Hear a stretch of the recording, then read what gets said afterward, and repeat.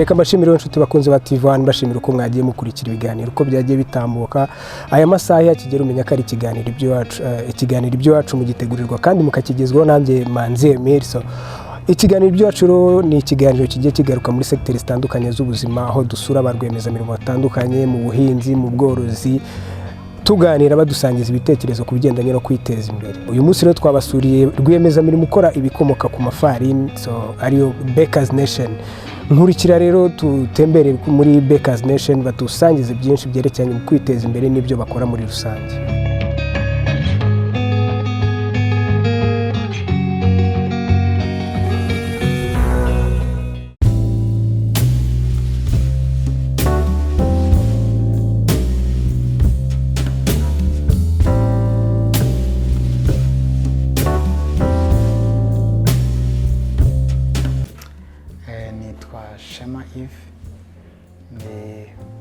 Umuyobozi mukuru wa Bakers Nation. Bakers Nation ni ikigo cy'ubucuruzi kiri registered mu gihugu mu Rwanda muri RDB. Ni ikigo rero gitanga serivisi zitandukanye harimo gukora imigati, ubwoko bw'imigati itandukanye, harimo gukora imitsima cyangwa se cake ni imitsima ikoreshwa mu biro bitandukanye, harimo anniversaire, bridal shower, baby shower, ndetse zinakoreshwa no mu birori by'ubukwe. Indi service nayo y'ingenzi ni service ijyanye no kwigisha. Twigisha ibintu bijyanye no gukora ibyo byose, birimo kwigisha gukora cake, kwigisha gukora imigati, slice, mbese ni ama-snacks ubwoko bwose. None ariko tukanigisha gukora cake n'uburyo wadekora iyo cake.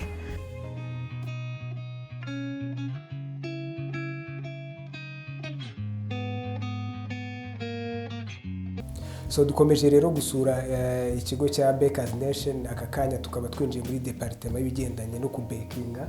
Reka twakire mwarimu rero agomeze adusobanura ibikorerwa muri iyi departement. Muri departement ibyigishirizwamo ibijyanye n'amasnacks. Rero bavuga amasnacks hazamo imigati itandukanye, hakabamo crepe, hakabamo amapizza, amandazi, n'ariya biscuit na cookies. Cookies na biscuit biba bitandukanye. Ubwo iyo bashoje hano iki cyiciro bafite bajya muri patisserie.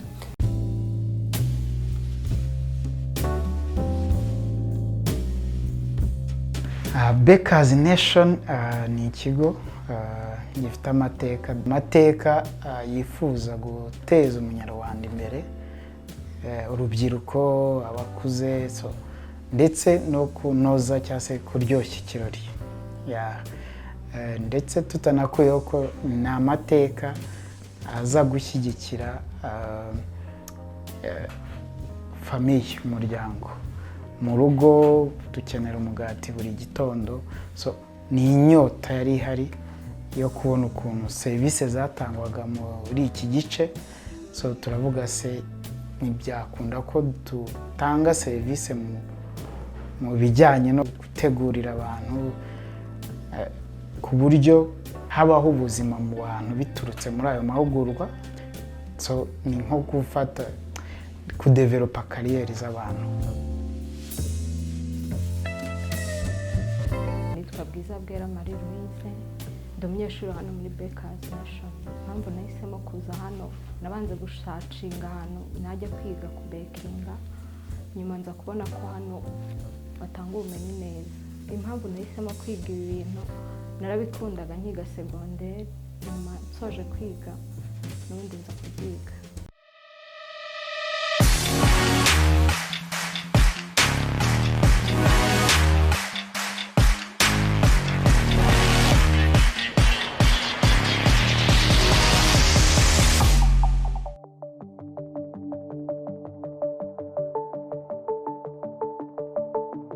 Igitekerezo cyo gukora umushinga aho cyavuye, twaritegereje mu mujyi wa Kigali ndetse no mu Rwanda, dusanga hatuye abantu benshi, ingeri nyinshi z'abantu.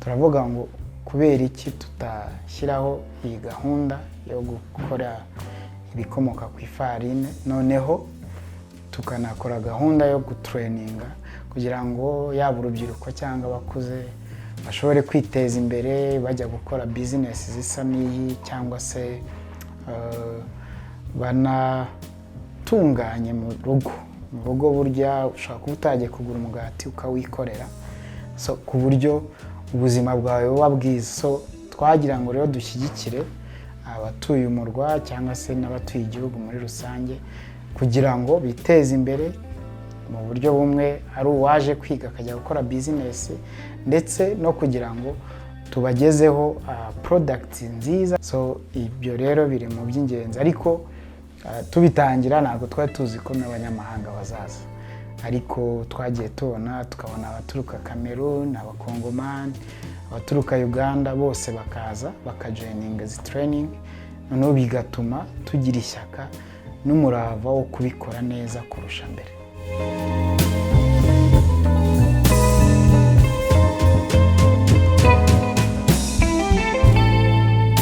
I'm Quentin Lugnadesh, a student trainee at Baker's Nation. After taking pastry classes, I am here for decoration. So I am about coating a cake in butter, white butter. Already I have crumb coated the cake because I don't want the butter to be soiled, so I've crumb coated the cake, a first layer of butter. Now I'm going to use a second layer of butter to coat the cake. So the second layer of butter is thicker than the first layer of butter. We apply the butter from top to bottom. After applying the second layer of butter to my cake, I'll use a cake smoother to smoothen the butter to make it look neat.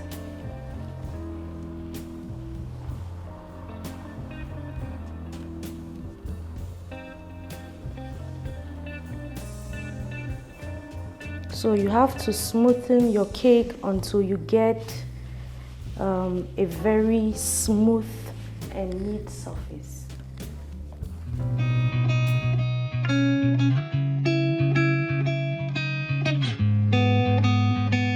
Abanyarwanda rwose twagiye tubona umunsi ku munsi batugana, tumaze imyaka igera kuri 3 tumaze gukorera abanyarwanda barenga 30,000, cyangwa se twakoze order zirenga 30,000 muri iyo myaka 3 y'ama anniversaire gusa. Noneho twakoze kandi n'ama wedding agera kuri 280 dukorera. So hari abagenda bakagaruka, ubwo niyo mpamvu nabyise ngo ni ma order cyangwa se amakomande.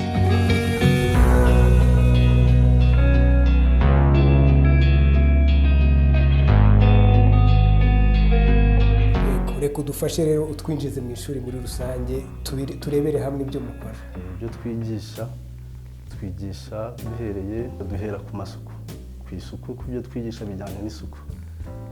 Duhera iyo dutangira abanyeshuri tubatangiza tubigisha biscuit, cookies, imigati itandukanye, harimo slice bread, sandwich, pinwell, amandazi n'amakrepe. Ariko cake zikaba ziri amoko atandukanye, hakaba vanilla cake, lemon cake, red velvet, chocolate cake na sponge. Hakaba sponge ya chocolate, hakaba na sponge ya vanilla n'iya lemon. Tugiye kwiga cookies. Hano tugiye kubanza dufate ifarini, amagarama 500.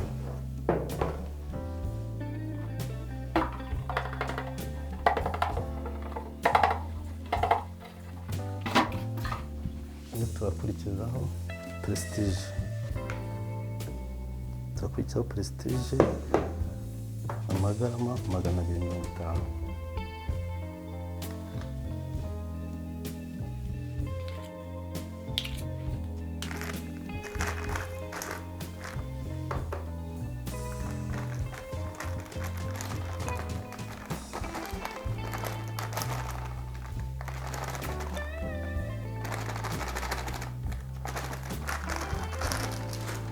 turangira dushyiremo amagi 2.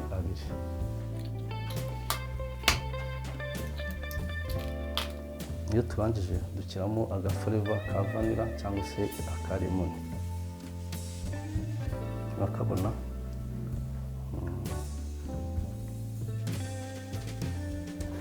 iyo turangije turavanga hari uwamfasha tukavanga ngavanga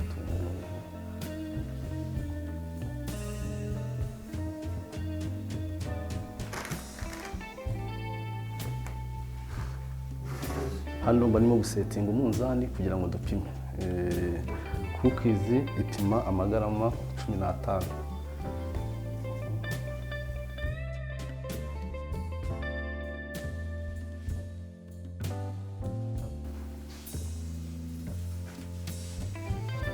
Ipima amagarama 15. Dushyira hano tubumba kugira ngo tujye kotsa.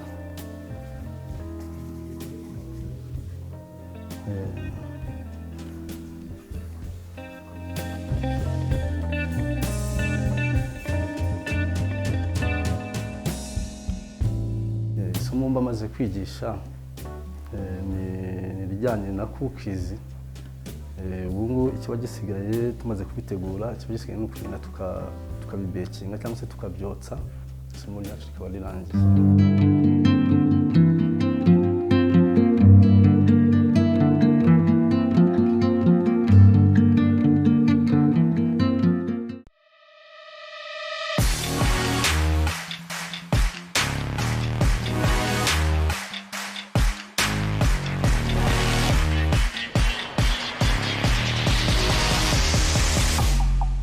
Mu bijyanye no guteza imbere iby'iwacu, icyambere kubona umuntu wize muri Bakers Nation afata iya mbere nawe akajya gutangiza bakery cyangwa se ubundi bucuruzi bushingiye kuri ibyo tuba twamwigishije ni iby'agaciro kenshi. Uwo ni umusanzu ukomeye ku munyarwanda. So biratunezeza rero kubona hari abanyarwanda baje kwiga bakagenda bagatanga izo serivisi ahandi ku bandi banyarwanda natwe tudashobora kugeraho. Ubu tubona ari umusanzu ukomeye ku gihugu cy'u Rwanda. Ikindi aho bari ibyo bakora baba batanga imisoro, natwe dutanga imisoro. Ibyo nibyo bigenda n'ubundi bikubaka igihugu mu buryo bumwe cyangwa ubundi. Undi musanzu navuga ko by'iwacu, kera ntago habagaho keke z'amafoto ziriho amafoto. Byasabaga kujya kubikoresha i Bugande cyangwa se bigasaba printinga ku byo kurya. Ariko ubu dufite systeme twazanye aho ufata keke ukayishyiraho igishushanyo cyangwa se ifoto y'umuntu biciye mu makara yaribwa mu buryo buribwa, kuko iyo foto irakoreshwa rwose mu birori kandi birakunzwe. Icyo nacyo kutempotinga ibintu byo hanze tugakoresha ibintu by'iwacu tukabikora n'intoki zacu, navuga ko nawo ni ubundi musanzu ku by'iwacu cyangwa se uburyo bwo gukora ibintu bya made in Rwanda.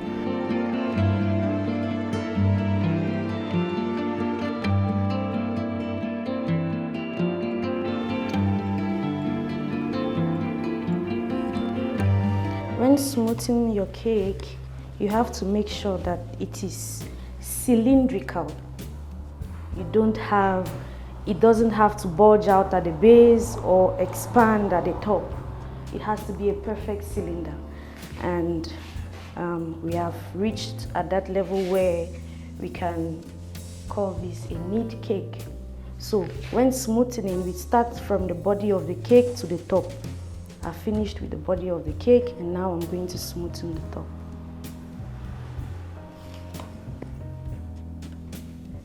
you make sure you are doing this slowly, not taking out too much butter.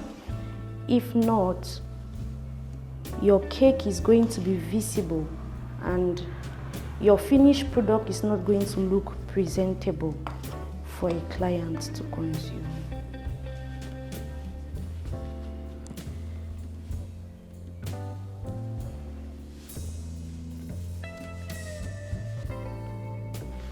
When we finish smoothing our cake, we can then proceed to doing any kind of decoration that we would like.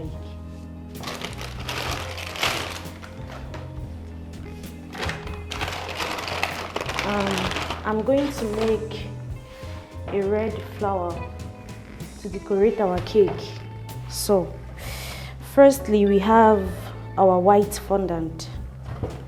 This is the first color of the fondant, and then you can change it to any other color. Now I'm going to change it to red because I want to make a red flower.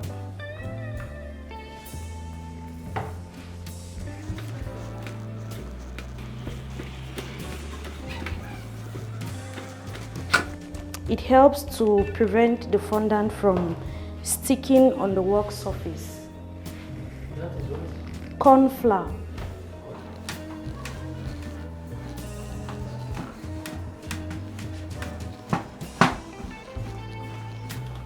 We roll out our fondant to have a flat paste, and we'll cut in circles. We are going to cut round circles.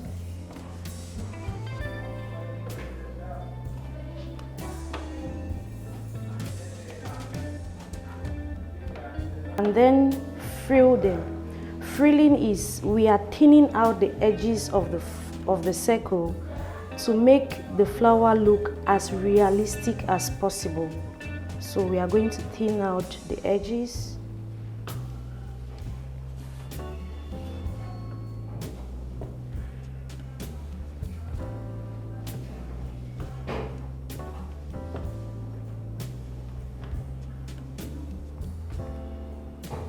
We thin out the edges for each and every petal because these round circles are going to serve as petals for our flower.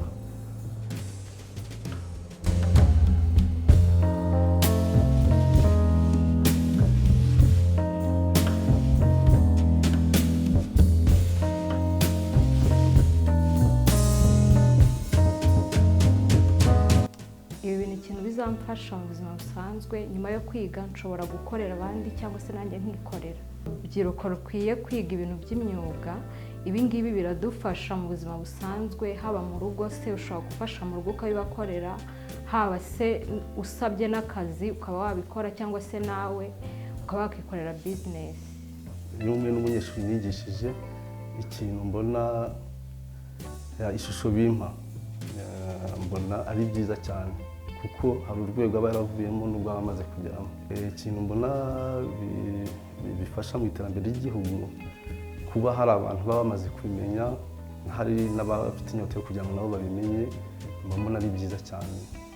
Bibaye byiza nko mu rubyiruko rukabyitabira rukaza rukabyiga.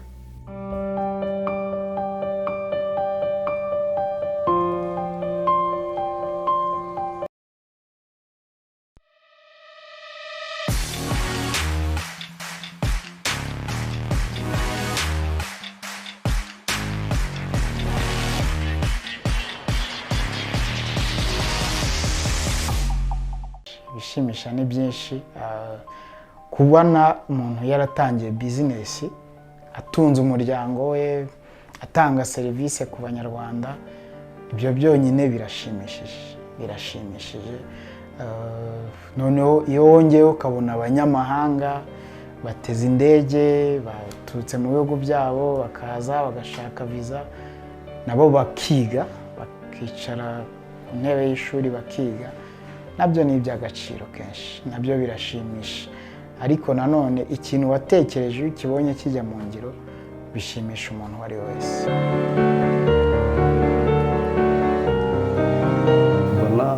nagera muri iki kigo ibintu maze kugeraho navuga ko ari byinshi ntabwo ari bikeya cyane kandi nagiye mpa n'ubumenyi abanyeshuri bagiye batandukanye byabafasha mu gihe cyabo kizaza mu buryo bwo kuba bakihangira imirimo bakishingira bizinesi zabo byabafasha cyane babanje kubyiga bakabimenya ni byiza kubanza kubicamo ukabyiga kuko ntabwo wajya gukora ikintu utazi bisaba rero ubanze ubyiga ubimenye ugiye gukora ibyo uzi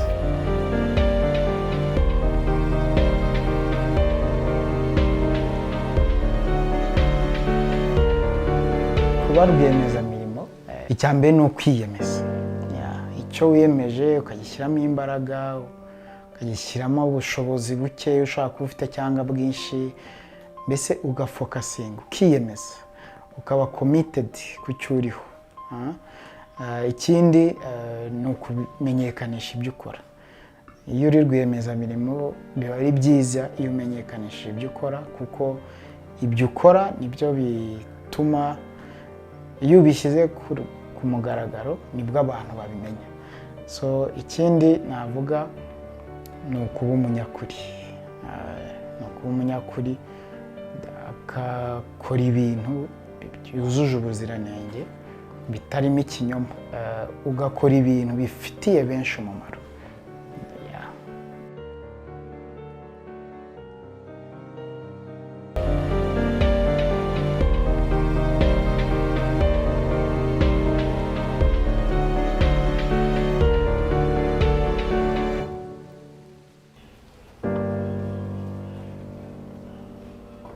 After thinning out the edges, we are going to start assembling the flower. We are going to place each petal against the other. That way we can achieve the flower that we know. There are different types of flowers, so I am just making one type of flower.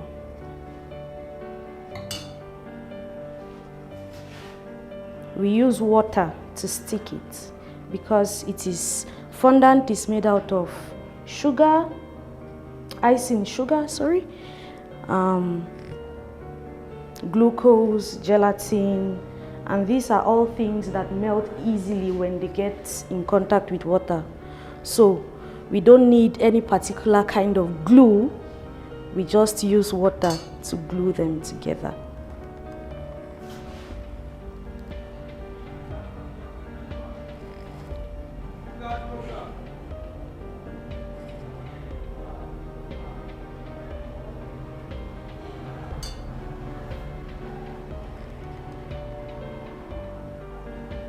And here you have it. You can make your flower as big as you would love it to be or as small as you would love it to be. So because I don't want them very big, I'll just leave them at this level. But if I want them bigger, I just have to add the number of petals on the flower. So this cake, I've been working on it. I used white and brown. So after coating the cake neatly, I made white and pink ruffles on the top and below. And then I added green leaves and some gold and silver balls to make it shiny. So this is the finished product. You have it. Looks very beautiful.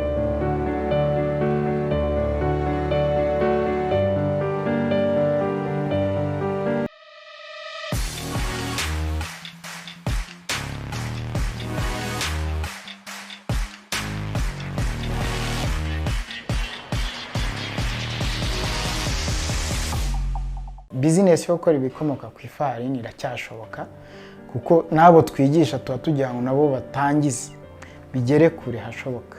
Impamvu bigishoboka nuko hari product nyinshi tudakora ariko undi ashobora kuza akazitangira.